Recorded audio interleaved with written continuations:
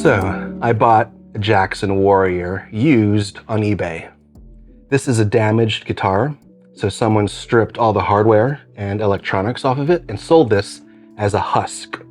So essentially, it's the neck-through guitar minus all the electronics and hardware. So what this is going to allow us to do is repair the damage, which isn't a lot, and build up the guitar with the parts that we want. Let's get to it.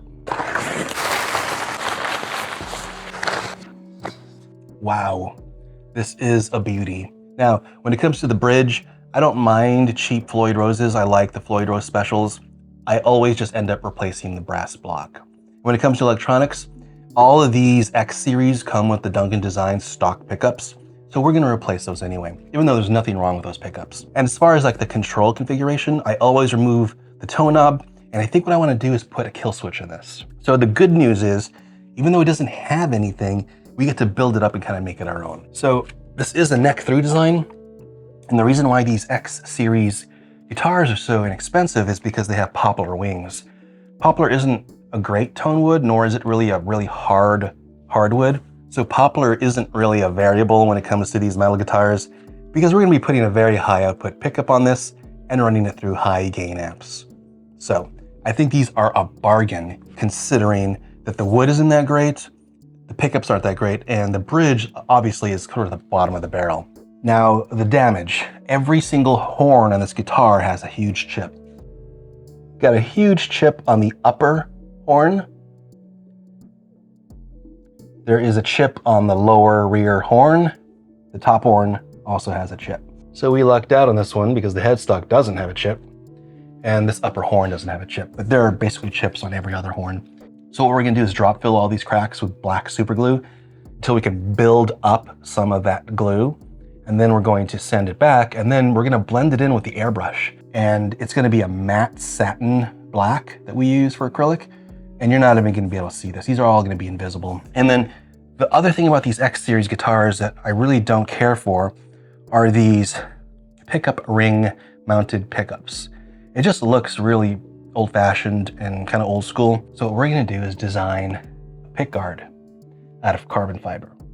And what that's gonna allow us to do is hide some of these controls that we're not using and cover up these massive pickup routes and cover up those pickup mounting ring screw holes as well.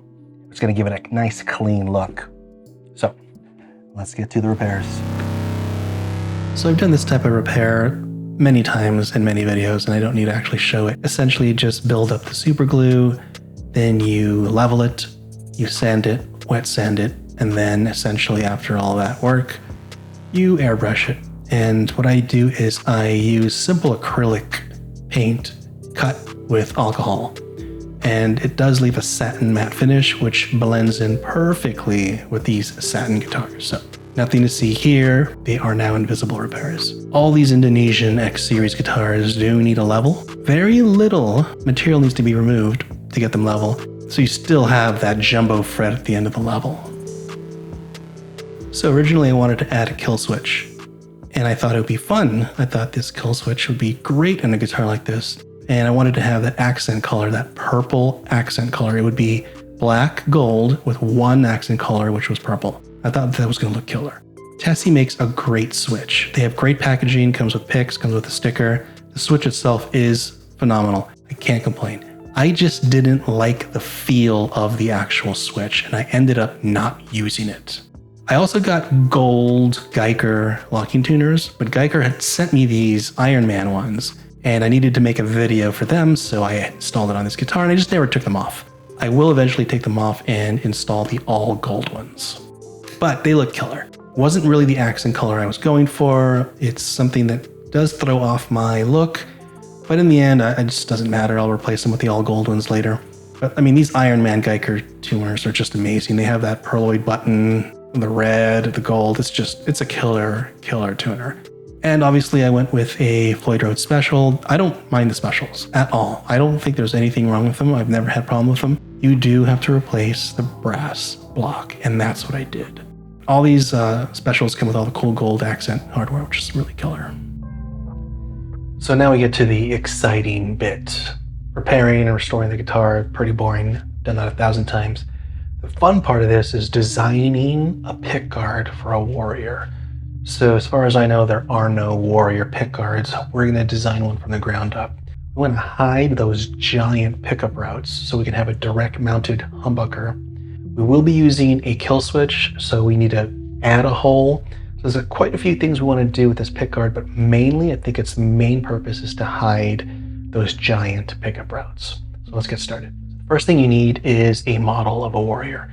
You can't really design a pickguard until you have something that you can actually play around with. And in this case, we're just using a standard warrior. What I did have to do was add in a Floyd Rose and add in the humbucker that I'm using. So the first thing we need to do is create a sketch.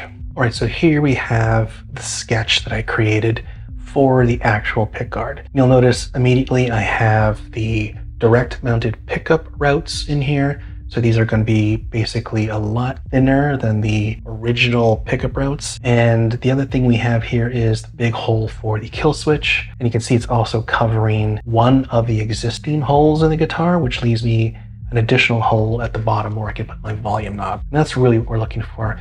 It's doing basically three things, giving us a new hole for the kill switch, hiding one of the original volume tone holes, and then also hiding all those giant pickup routes. And so this is the design I chose. This is quite a lot of work to kind of figure out the curves and where I wanted this to actually be on the guitar.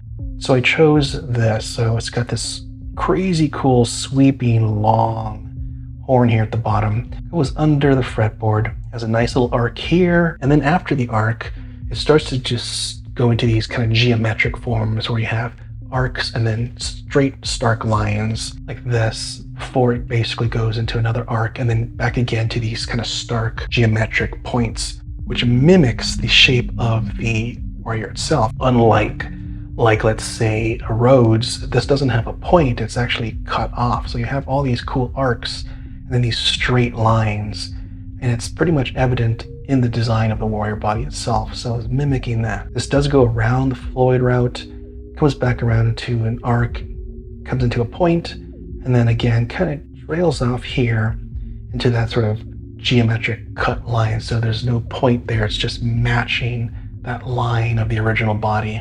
Let's take a look at this and see what it's going to look like with the actual carbon fiber we're going to use. And this is what I've decided to use. I've decided to use carbon fiber as opposed to a standard pickguard material. I could have used black, obviously, or white, but I just think this stands out just a little bit more than the traditional color, although white would look really killer. So you can see, not only have I extruded this, but I also have that chamfer that you need to have on the edge of your pickguard. So we can do this. We do have a chamfer bit on the CNC, and we're also chamfering those holes. And so there's that nice chamfer. That looks really cool.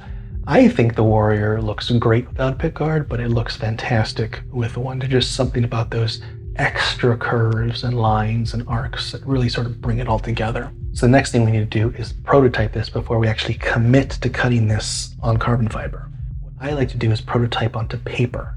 I get just standard artist watercolor paper, put it on the laser, cut it out. It comes out in like seconds. And then I can place it on the guitar with the Floyd and the pickup and see if it actually fits. If we have to move things around, like move a hole, move a humbucker, adjust some curves, we can easily do that and then go back to the laser out another paper, and then basically we have a finished product before we commit to carbon fiber. And because it's paper, it's inexpensive, and because it's the laser burning paper, it's super quick. So this is what it looks like when it comes off of the laser. This is sort of a thick watercolor artist paper, and it's just a little bit thicker than normal like printer paper, and it cuts just like butter. The laser will cut this out in seconds, and then I can easily rapidly prototype this. This has been sitting on my desk for quite some time, so some of this kind of broke off, but you get the idea. All right, let's get to it.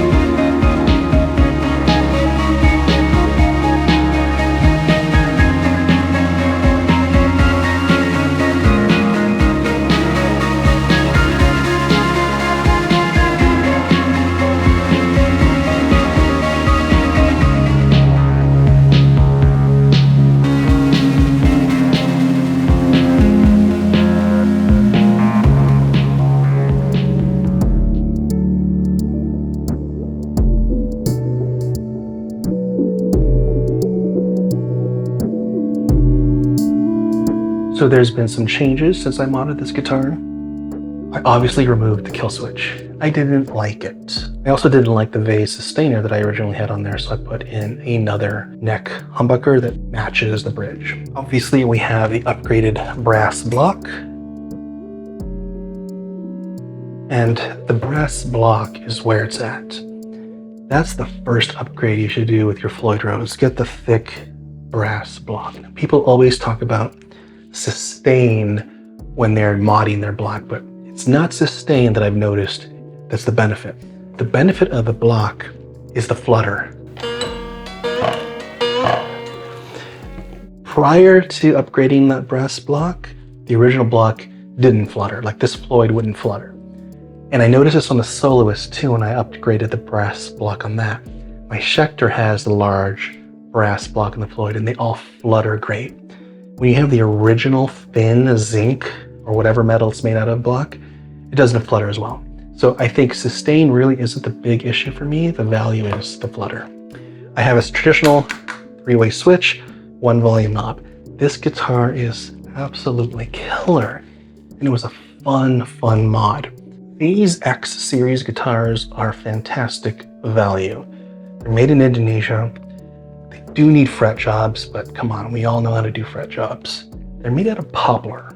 That's not the greatest tone wood, but because you're going to be playing this with a high output pickup through a high gain amp, the poplar means nothing. It's completely meaningless. The neck through design is just amazing. Jackson really does know how to make a neck through. And the thinness of this neck is incredible. It's one of the thinnest necks I've ever played. It's so comfortable and you can really shred on it. So I think they're a great value. I picked this up for a bargain. I was gonna mod it anyway. I think the gold looks just classy. I also upgraded the locking nuts to gold with the purple accent. Now originally the tuners were gonna be gold and the only accent color was gonna be the purple kill switch with the purple locking nuts. And I thought that was going to look cool. But of course, they've since abandoned the idea of the kill switch. It just wasn't working the way I wanted it to. And obviously, these red tuners are going to be eventually replaced with the gold ones that I already have. So I had a lot of fun modding this guitar. Thanks for watching. Take it easy.